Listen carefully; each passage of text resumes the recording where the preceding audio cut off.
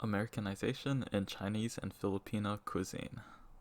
The American influence on the Philippines started with America's victory over Spain in the Spanish-American War of 1898, and the American colonization of the Philippines soon after. The Philippines as an American colony became greatly influenced by American culture. When fast food became popularized by America, many fast food chains opened in the Philippines like McDonald's, KFC, and Starbucks. These fast food chains inspired the Philippines' own chain of Jollibee, as well as some mixes of Filipino cuisine with American cuisine. According to the World Health Organization, the ultra-processed nature of American food led to high rates of obesity in the country, with 40% of adults and about 10% of children being considered overweight or obese. American fast food became popular in China due to societal reforms that allowed American fast food chains into the Chinese market. The chains evolved their food to match with the likes of the Chinese consumers, and they proceeded to dominate the food scene in the country. Chinese consumers believed fast food is safer to eat than their native cuisines, and such fast food restaurants have boomed in the country. This rise in fast food restaurants came with a rise in obesity. Overweight and obese adults in China were at a rate of about 30% in 2002. That number rose to 42% in 2012. Solution. Now that we know the effects Americanization in the realm of food has had on the local health of the people of both the Philippines and China, we can concoct a plan to solve it.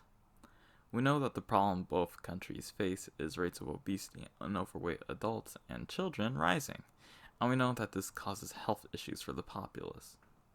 The solution to this is not to outright ban fast food within China and the Philippines. Rather, a more achievable solution is necessary. The solution requires mandated labeling and warning of the dangers the food can bring to the consumer, as well as a restriction on the advertising of unhealthy foods to the populace and restricting how unhealthy fast food meals can be.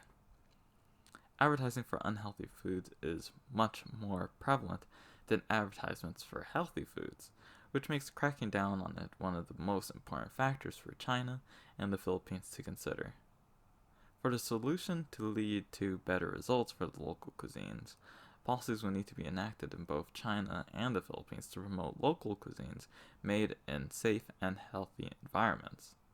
This move would also require healthy foods to become more accessible than unhealthy foods, as according to the World Health Organization, this one of the main causing factors in obesity around the world.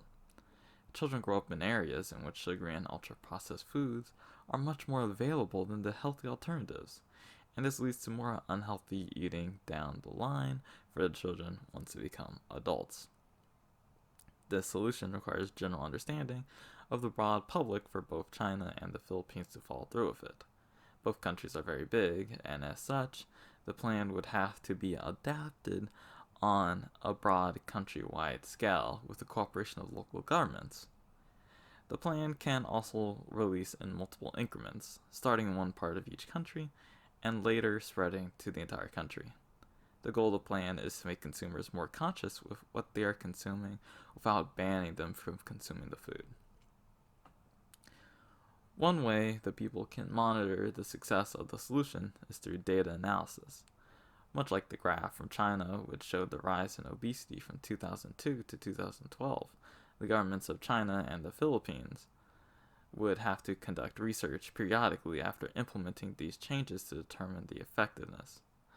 The research would need to consist of analyzing the rates of disease that are often caused by unhealthy eating habits caused by fast food, and it would need to determine on a broad scale the effectiveness of limiting the consumption of fast food.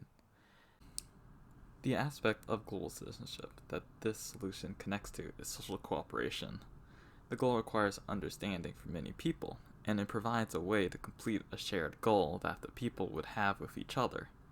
A global citizen should not sacrifice the ethical concerns of health over economic success, and supporting stronger regulations for the food industry can have a global impact. Protecting the health of people in a global community is the way a global citizen can help shape a global system that puts the people first. Thank you.